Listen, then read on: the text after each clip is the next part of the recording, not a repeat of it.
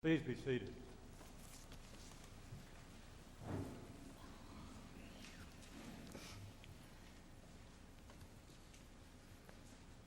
Mother Susie and I set out our schedule for what we do in worship and in liturgy. We always schedule to preach the whole weekend. It gets a bit confusing if I preach on a Saturday night but not on Sunday, and then I can't remember who I've said what to, and it's just too much work. So I started working on this homily a couple of weeks ago, actually, because I haven't had to be the person preaching. Last night, I stood here and presented the homily. And this just usually doesn't happen. I started out as I had planned, and I was going the direction where I was going, and everything was working just fine, and then all of a sudden, I wasn't there anymore. And I had talked myself into a different place. That's a little scary. For many reasons, but it was a bit scary to be there. And I came to realize after the homily and after the service, I realized that it just didn't fit. That somehow I wasn't talking about what I needed to be saying. And I was trying to make it into something that it wasn't. So I thought about that last night and this morning very, very early. And I came to realize that what I was doing was I was working really, really hard to talk about something that I didn't want to talk about. And so then I asked myself, what is it that I believe I'm supposed to say? So you get the revised, non-standard version of the homily. So if you talk with anyone from 5 o'clock, and there is someone here who was at 5 o'clock last night, it's not the same thing.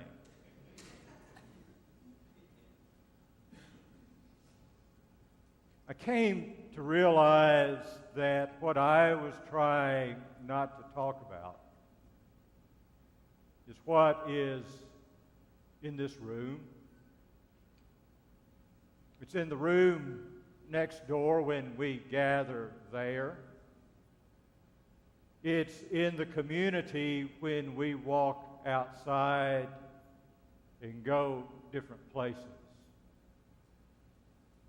It is in our nation, and it is in the world. What I've been not wanting to talk about is the level of disillusionment, disappointment, and pain that permeates every cell of our being right now. Add to that the deep and abiding anger that seems ever present. And you have the stew that I don't want to talk about. And I don't think I'm the only one. I think we work very hard to avoid talking about these things. I think that we work very hard to avoid talking about them for one simple reason. We're afraid. we are afraid. And I think that it is fear that fuels every aspect of this. I think it's the fear that things in our lives are not going to change. And I think it's the fear that things in our lives are going to change. I think that we are afraid that we are going to lose everything, our lives and our souls included.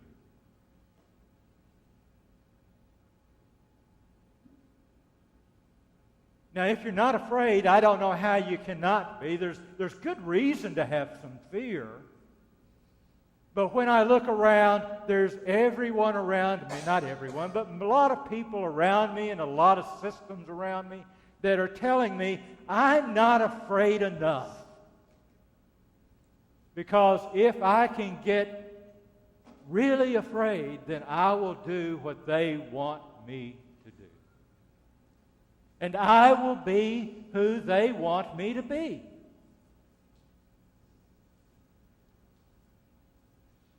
I think that we are scared to death.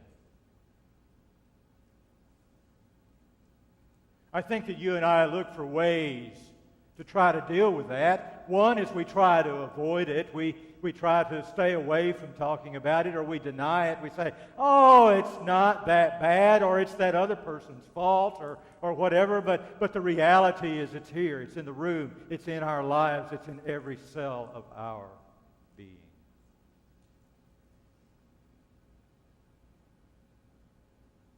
I think you and I come here. By here, I mean Iona-Hope, or we come here to a religious institution, or we come to wherever we go for a couple of reasons.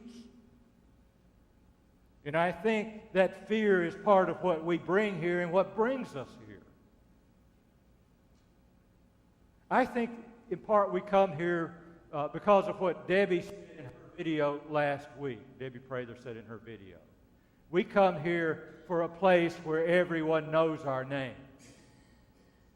I have no doubt about that. Because you see, we find in this comfort. And I think that that's divine comfort. I think God comforts us through each other. And I think that's a good thing. We need places like this. But I think you and I come here for another reason, too. I think we come here because we think there's something we need to see. We need to see.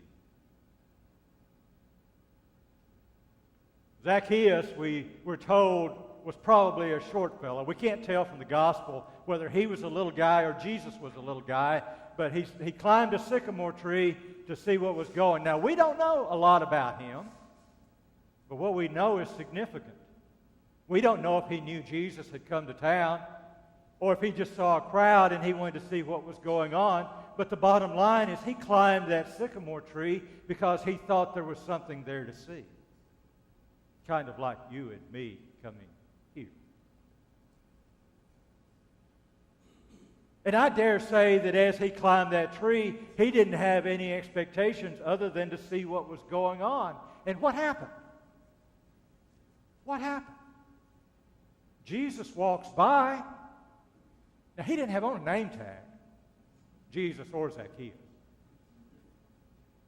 And as he walks by, he looks up and he says, Zacchaeus, come down out of that tree. I'm going home with you. Do you catch the nuance of what happens there? Zacchaeus climbed the tree to be seen, or to see, and he wound up being seen. This was scandalous. Absolutely scandalous. He was the chief tax collector in town. The Romans would take out contracts with people as the chief tax collector, and then they would take out contracts with other individuals. And the Romans had these Jewish folks there collecting their taxes for them. And they didn't care how much they collected as long as the Romans got what they needed. So it was a fairly common practice for each level of the tax collectors to collect more than what the previous level expected. And so Zacchaeus was rich. And he was rich based on other people's livelihoods. Now the crowd knew this. They knew it, and they started immediately saying, he's going home with a sinner. Not just a sinner, but probably the most hated guy in town. But yet, he went ahead and went there. Now sure, Jesus saw Zacchaeus in the tree. He was seen when he was up there. But the ultimate act of seeing Zacchaeus was yet to come. You know, Zacchaeus, for a rich guy, was a good guy. They hated him. But he told Jesus, I give half of what I make to the poor. And not just that, but if I wrong someone, I give him back fourfold. And so what does Jesus say to him? He says, You, the most hated man in town, you, the man that everybody else calls sinner, you are a child of God. A child of God because he lived out his identity. I think that's part of why you and I come here. Oh, we may think we come here to see. But in reality, we come here to be seen. And not by each other, although that's a good thing, but by God. We come here to be claimed, to be acknowledged, and to be called a child of the divine. And you see, I think that it's as you and I encounter this part of ourselves, and as you and I hear God say to us, you are mine, that you and I have what we need. What we need to not be guided and detoured by fear.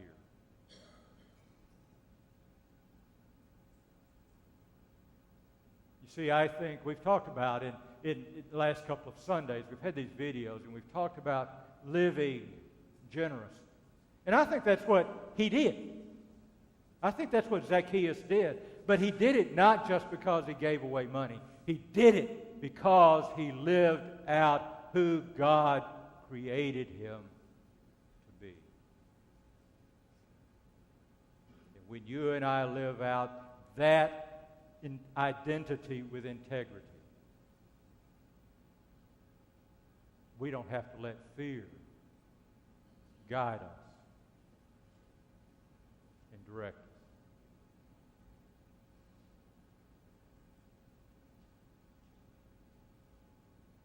So here's our invitation today. Zacchaeus, come down out of the trees. Jesus is coming home with you. You don't have to be